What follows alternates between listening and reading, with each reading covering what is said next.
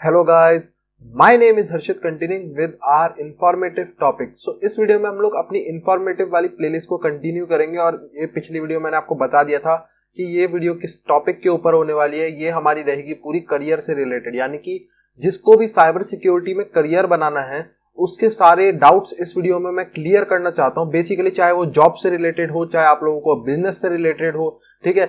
Job में भी अगर आप लोग चाहे टीचिंग साइड जाना चाहते हो, चाहे आप रिसर्च वर्क में जाना चाहते हो, या फिर आप चाहे नॉर्मल पेन टेस्टर बनना चाहते हो, तो आपके सारे डाउट्स इस वीडियो में मैं क्लियर करने वाला हूँ। कुछ भी हो, चाहे मेरे को कॉलेज डिग्री की जरूरत है नहीं है इस फील्ड में, या फिर मुझे क्या सर्टिफिकेट चाहिए, क्या मेरी सैलरी रहेगी।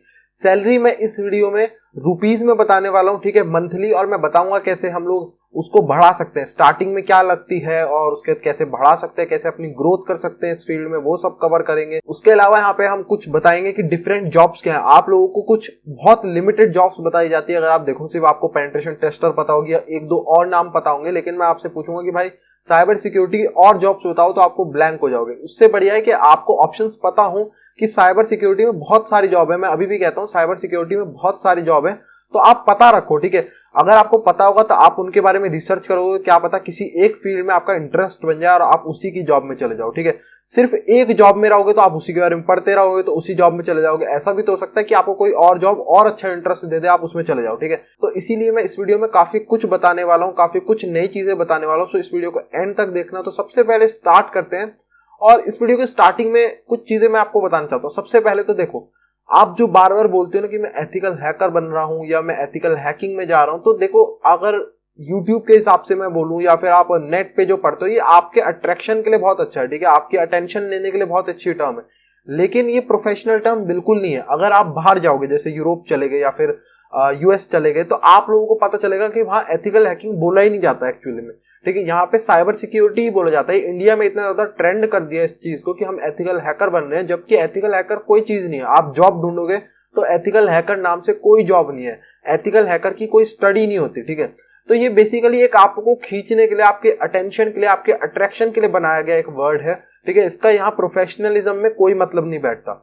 हम लोग किस फील्ड में, हम साइबर सिक्योरिटी के फील्ड में, ठीक है। हमें बनना क्या है, हमें पेनिट्रेशन टेस्टर बनना है, हमें रिवर्स इंजीनियर बनना है, हमें मालवेयर एनालिस्ट बनना है, हमें इंसिडेंट रिस्पॉन्डर बनना है। तो अलग अलग जॉब्स हैं, ठीक है।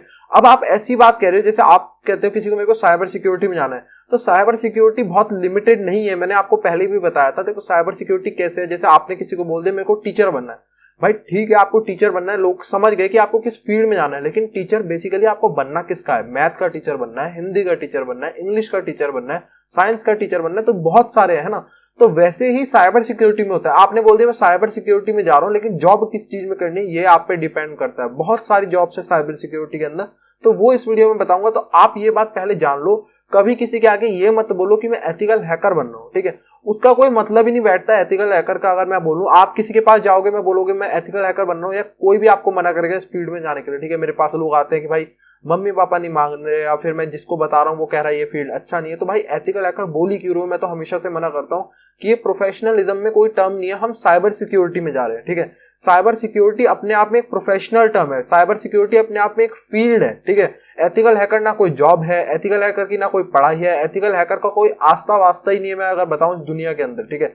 एथिकल हैकर मत बोलो, ये सिर्फ एक बोलने के लिए, अटेंशन के लिए, अट्रैक्शन के लिए अच्छा, लेकिन प्रोफेशनलिज्म में नहीं आता, ठीक है। सो अब आप लोग समझ गए होंगे। अगर आप किसी को भी जाके बोलो तो मैं साइबर सिक्योरिटी पढ़ रहा हूं, मैं साइबर सिक्योरिटी का स्टूडेंट हूं, मुझे अपना करियर साइबर सिक्योरिटी में बनाना है, तो उन लोगों को भी समझ आएगा। वो आपसे पूछना चाहेंगे कि साइबर सिक्योरिटी है क्या, ठीक है। तब आप उन्हें बताओ कि सर मैं सिक्योरिटी के लिए काम करता हूं, यानी कि जैसे कंप्यूटर्स होते हैं इतने सारे, तो आपको पता होगा उसके अंदर वायरसेस आ सकते हैं, या फिर कोई हैकर होते हैं तो वो लोग अटैक कर सकते हैं। तो हमारा काम क्या रहता है? बेसिकली उनको बचाना। जैसे कोई भी एक फिजिकल सिक्योरिटी गार्ड होता है ना, जैसे एक बैंक के बाहर खड़ा हुआ आपने देखा होगा, ज्वेलर शॉप के बाहर खड़ा हुआ देखा होगा, वैसे ही हम बेसिकली वर्चुअल दुनिया, यानी कि जो वर्चुअल दुनिया क्या हुई, हम कंप्यूटर पे, इंटरनेट पे हैं, उसके सिक्योरिटी करते हैं। हम साइबर की सिक्योरिटी, यानी कि जो हमारी साइबर दुनिया है उसकी सिक्योरिटी करते हैं। अब आप ये समझाओ, इस तरह से समझाओगे तो लोग आपको प्रमोट भी करेंगे। हाँ भाई जाओ, फील्ड बहुत अच्छा है, आजकल बहुत चल रहा है ये, ठीक है। लोग, सबको पता है कि हैकर्स हो गए, या फिर सबको पता है कि फ्रॉड बहुत हो रहे हैं, तो आपको लोग प्रमोट करेंगे कि भाई जाओ इस फील्ड में, कोई दिक्कत नहीं है।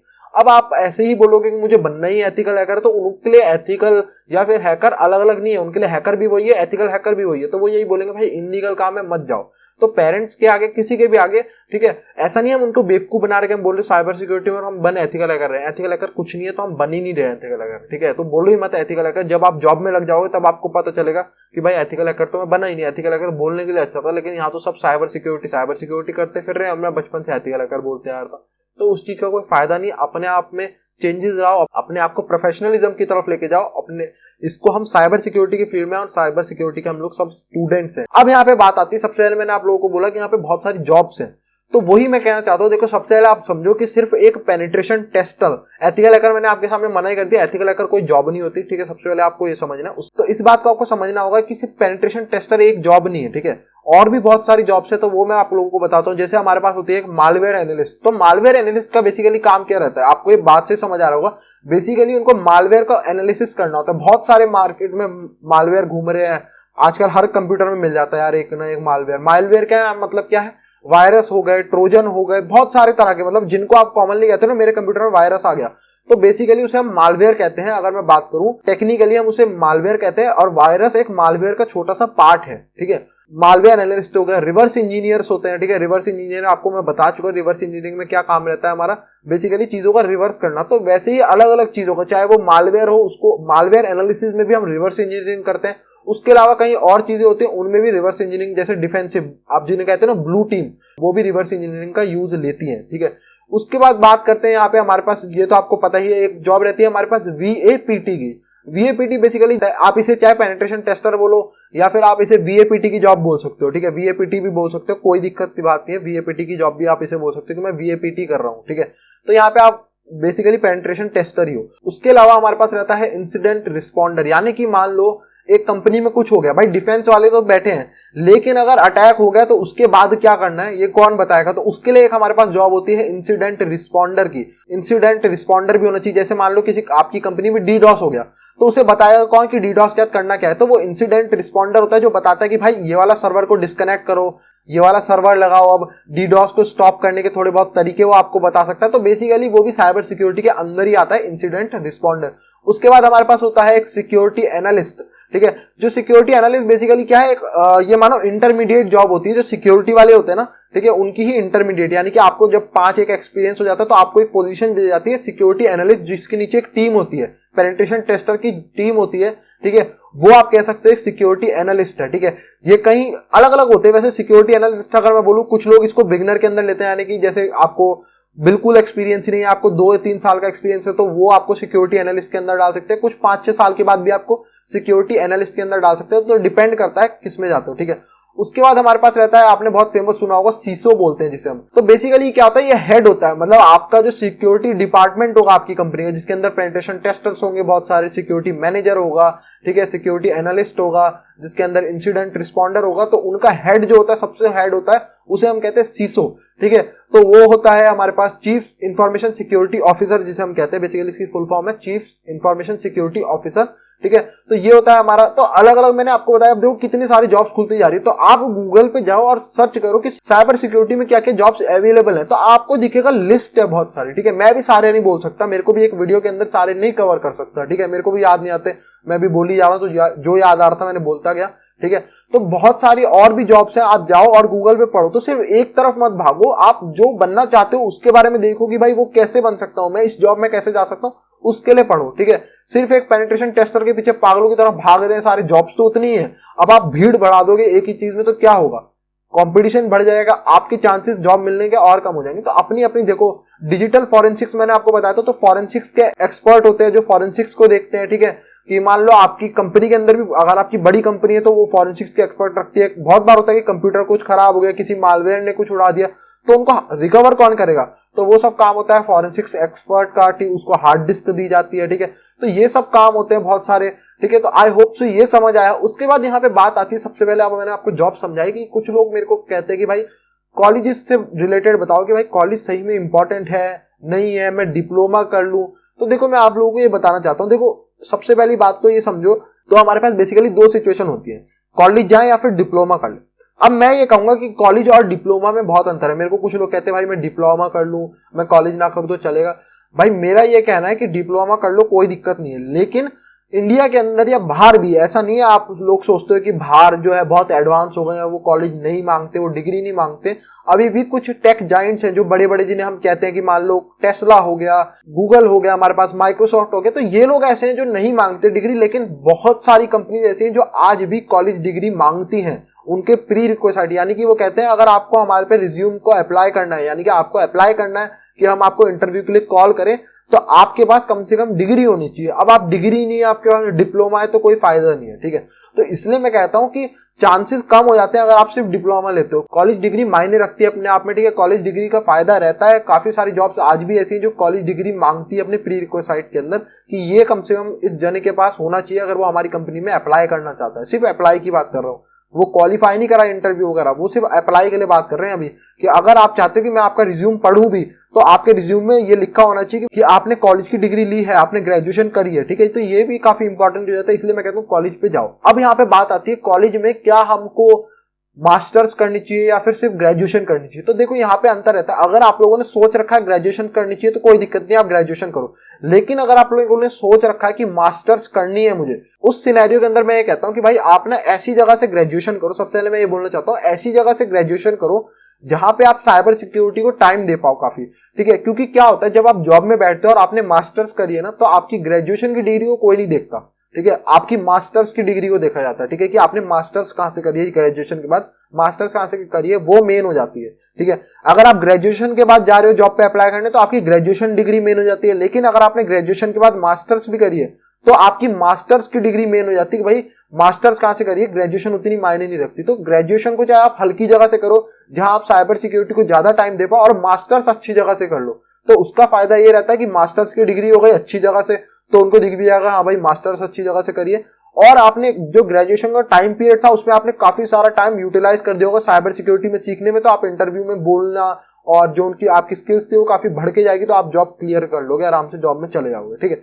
तो यहाँ पे ये होता है। तो यहाँ पे एक बात और कहना चाहता हूँ कि कुछ लोग कहते हैं कि भाई साइबर सिक्योरिटी का जो मतलब मेरे को जो मास्टर्स या ग्रेजुएशन करूँ, क्या साइबर सिक्योरिटी से करने का फायदा रहता है। तो यहाँ पे हमारे पास दो फायदे रहते हैं। सबसे पहले फायदा तो यही कि यार वो आपकी ग्रेजुएशन पढ़ेगा तो वो देखेगा साइबर सिक्योरिटी से है, एक नॉर्मल बीटेक है या एक नॉर्मल बीसीए और एक बीटेक विद साइबर सिक्योरिटी और बीसीए विद साइबर सिक्योरिटी, तो अंतर तो पड़ता है।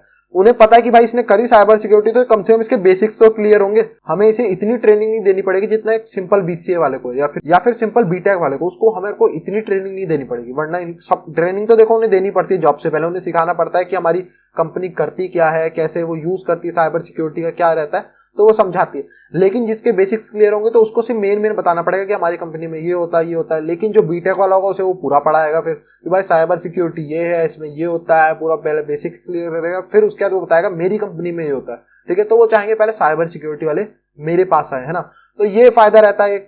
दूसरी बात, अगर आप किसी साइबर सिक्योरिटी वाले कॉलेज से आपने करा, जैसे मान लो करा एमटेक इन साइबर सिक्योरिटी या MCA in cyber security, MSc in cyber security, तो उसका फायदा पता है क्या रहता है। देखो जो आपका नॉर्मल कॉलेज है ना, उसमें बहुत कम चांसेस है कि आपके पास साइबर सिक्योरिटी कंपनी आपको लेने के लिए आएगी। यानी कि अगर एक नॉर्मल बीटेक का कॉलेज है जिसके अंदर साइबर सिक्योरिटी नहीं है, तो वहां बहुत कम चांसेस है कि कोई ऐसी कंपनी आएगी जो साइबर सिक्योरिटी के बच्चे को लेने आएगी, मेरे को साइबर सिक्योरिटी का कोई स्टूडेंट चाहिए, क्योंकि उन्हें पता ही नहीं कि इस कॉलेज के अंदर साइबर सिक्योरिटी का कोई बच्चा होगा, स्टूडेंट होगा या भी नहीं, है ना। लेकिन अगर वो किसी साइबर सिक्योरिटी के कॉलेज में जाएगी तो उन्हें गारंटी है कि भाई कॉलेज ही साइबर सिक्योरिटी का, ये कोर्स ही साइबर सिक्योरिटी का, तो यहाँ बच्चे मुझे मिलेंगे, ठीक है। इसलिए वो प्रेफर करती है कि ऐसे कॉलेज में जाया जाए बच्चों को लेने के लिए जो साइबर सिक्योरिटी से रिलेटेड हो कॉलेज या कोर्स, ठीक है। तो इसलिए वहां पे फायदा रहता है। तो बहुत सारे ऐसे कॉलेज है जो साइबर सिक्योरिटी आपको ऑफर करते हैं, ठीक है। जैसे गुजरात फॉरेंसिक साइंस यूनिवर्सिटी है, वो आपको एमएससी और एमटेक कराती है साइबर सिक्योरिटी में। वहां काफी अच्छी अच्छी कंपनी आती है, जैसे वहां अमेजॉन भी आती है और वहां 1-2 सालों में गूगल भी आने लग जाएगी, ठीक है।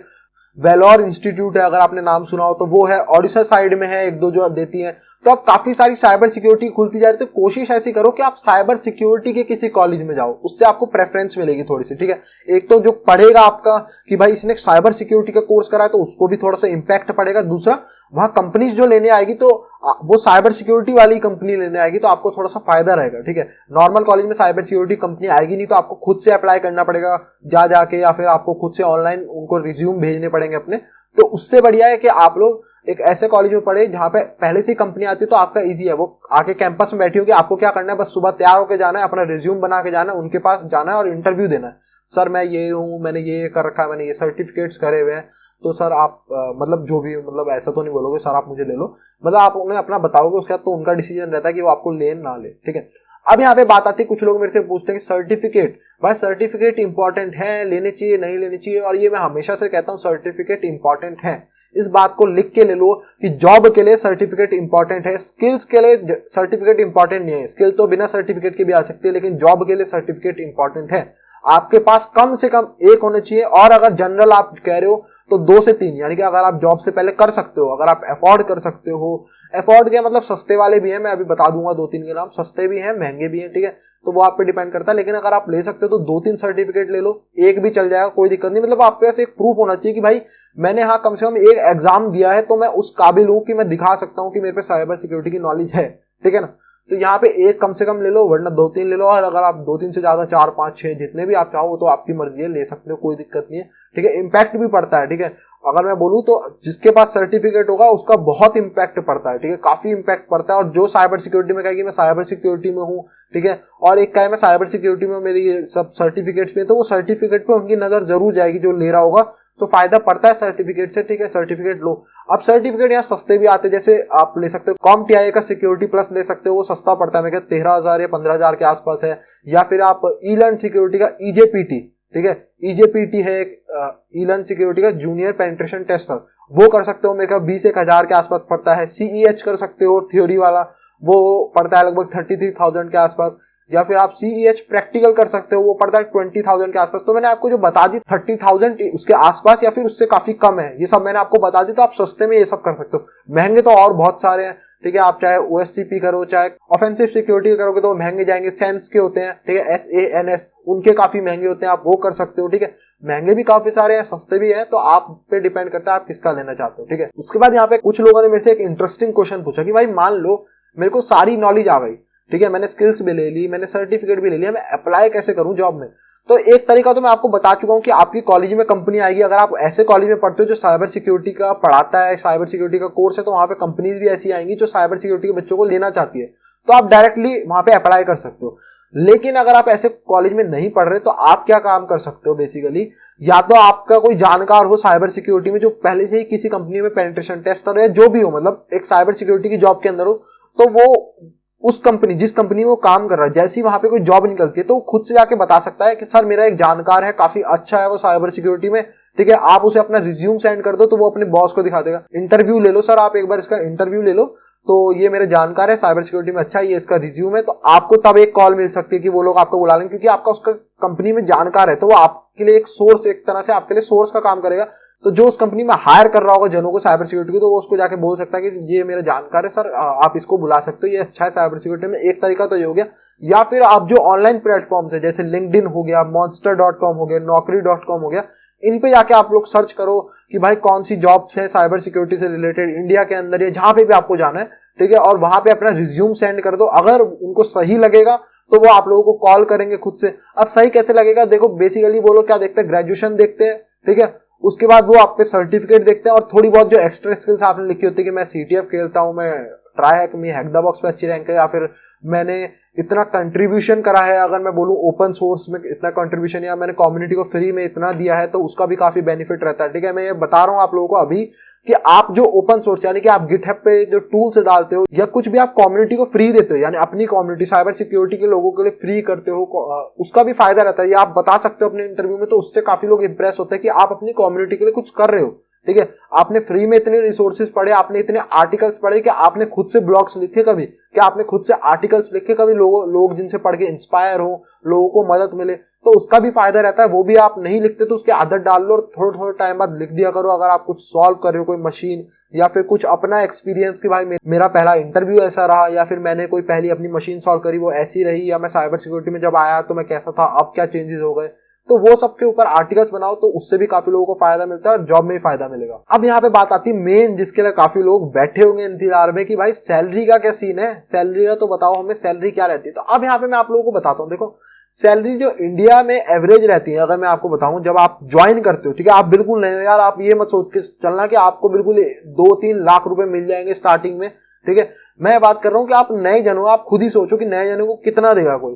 तो अगर आप एक नए जने हो तो पर मंथ आपका एवरेज जो रहता है वो रहता है 30,000, ठीक है, महीने का बता रहा हूँ, 30,000 से 60,000 के बीच में। बाकी आपकी कैपेबिलिटी पे रहता है कि आप कितना ले सकते हो, 30,000 से लेके 60,000 के बीच में। अब ये ऑर्डिनरी जने का है, ठीक है, ऑर्डिनरी कि आप एक नॉर्मल जने हो, आपसे इंटरव्यू लिया, आपने अच्छे जवाब दिए, ठीक है। लेकिन अगर आप साइबर सिक्योरिटी में काफी अच्छे हो, एक ब्रिलियंट हो, एक एक्स्ट्रा ऑर्डिनरी हो, तो मैंने खुद से देखे हैं जिनके 21 लाख के पैकेज भी लगे हैं, 20 लाख के पैकेज लगे हैं, 24 लाख तक के पैकेज लगे हैं। 24 लाख का पैकेज मैं आपको बताता हूँ, लगभग ये मान लो, मतलब ऐसा मान लो कि 2-2 लाख रुपए महीने के भी पैकेज देखे हैं मैंने, 1.5 लाख रुपए के महीने के पैकेज गए हैं कुछ कॉलेजेस में जो साइबर सिक्योरिटी कॉलेज हैं, तो उनमें जाते हैं हाईएस्ट पैकेज साइबर सिक्योरिटी के जाते हैं भाई 24 लाख रुपए जा रहे हैं, यानी कि 24 लाख का हुआ महीने के 2 लाख रुपए जा रहे हैं, ठीक है। महीने के भाई इसको हमने उठाया है 1.50 लाख रुपीस पे उठाया है, ठीक है। तो ऐसे भी जाते हैं पैकेजेस। अगर आप एक्स्ट्रा ऑर्डिनरी, उनके जवाब अच्छे से दो, आपने कुछ अच्छा वर्क करा हो, कोई बहुत अच्छा प्रोजेक्ट बनाया हो साइबर सिक्योरिटी में, आप पे अच्छे सर्टिफिकेट हो, तो वो आपको उठा लेते हैं, ठीक है। इतने में भी उठाते हैं, बड़ी बड़ी कंपनीज आती हैं तो वो आपको इतने में भी उठा के ले जाते हैं, कोई दिक्कत नहीं आती।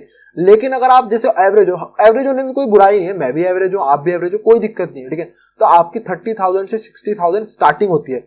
उसके बाद जब आपको एक्सपीरियंस मिल जाता है 2 साल का, 3 साल का, उसके बाद आप जब जॉब शिफ्ट करते हो तब आपकी इंक्रीज होती है काफी अच्छे से सैलरी, ठीक है। मान लो आपकी 30,000 या 40,000 में 50,000 मान लो, मान लो आपकी 50,000 पे लगी थी, आपने 2 साल का एक्सपीरियंस लिया। अब जब आप अगली जॉब पे अप्लाई करोगे ना, तो वही आपकी 70 to 80,000 पे लगती है, क्योंकि आपको एक्सपीरियंस आ चुका है। अब आपके पास स्किल्स प्लस एक्सपीरियंस हो गया, तो उसकी काफी वैल्यू है साइबर सिक्योरिटी के अंदर। साइबर सिक्योरिटी में एक्सपीरियंस माना जाता है बहुत, ठीक है। तो अगर आपको एक्सपीरियंस नहीं था, जैसे आप नए जने, तो आपको सैलरी भी काफी कम मिली, जैसे 30,000 से 60,000 के बीच में, ये लिमिट रहती है स्टार्टिंग की। और हर जॉब के, चाहे आप लॉ में जाओ चाहे किसी में भी जाओ, इंडिया के अंदर यही है यार। कोई ऐसा नहीं है कि कोई एमबीए भी कर रहा है ना आज के टाइम पे, तो आपको क्या लग रहा है एमबीए वाला, हर कोई एमबीए वाला छाप रहेगा नोट बिल्कुल ही 2-3 लाख, ऐसा नहीं है, ठीक है। एमबीए वाले से भी आप बात करोगे तो उनकी भी एवरेज कॉलेजों की यही जाते हैं कि 30 से 60 के जाते हैं, लॉ हो कोई भी हो, ठीक है, सबका इतना ही है। साइबर सिक्योरिटी भी एक नॉर्मल फील्ड है बाकियों की तरह, तो ये जाता है। लेकिन जब आप पे एक्सपीरियंस आ जाता है तो साइबर सिक्योरिटी बदल जाता है। साइबर सिक्योरिटी में एक्सपीरियंस की बहुत वैल्यू है, तो 2-3 साल का एक्सपीरियंस लो, उसके बाद आप कंपनी शिफ्ट कर सकते हो, ठीक है।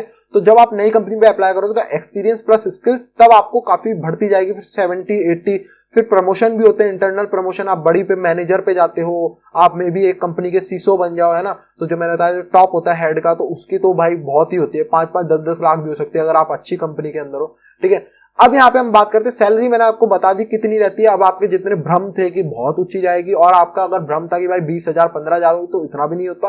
और बहुत ऊंची आप सोच रहे थे कि मेरी 4-5 लाख स्टार्टिंग में लग जाए, मैं अमीर बन जाऊं, मर्सिडीज खरीद लूं आते, तो ऐसा भी नहीं होता। नॉर्मल जॉब है, जैसे हर फील्ड होता है वैसे ये फील्ड है, ठीक है।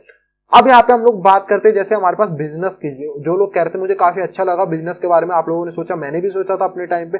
अब बिजनेस में मैंने जब और लोगों से बात करी जो जॉब में थे, ठीक है, जो बेसिकली ऐसी कंपनीज में काम कर रहे हैं जो सिर्फ लोगों को सिक्योरिटी प्रोवाइड करती है, ऐसी भी कंपनीज है ना जो अदर कंपनी को सिक्योरिटी प्रोवाइड करती है, ऐसी भी कंपनीज है, बहुत सारी कंपनीज है ऐसी, है ना।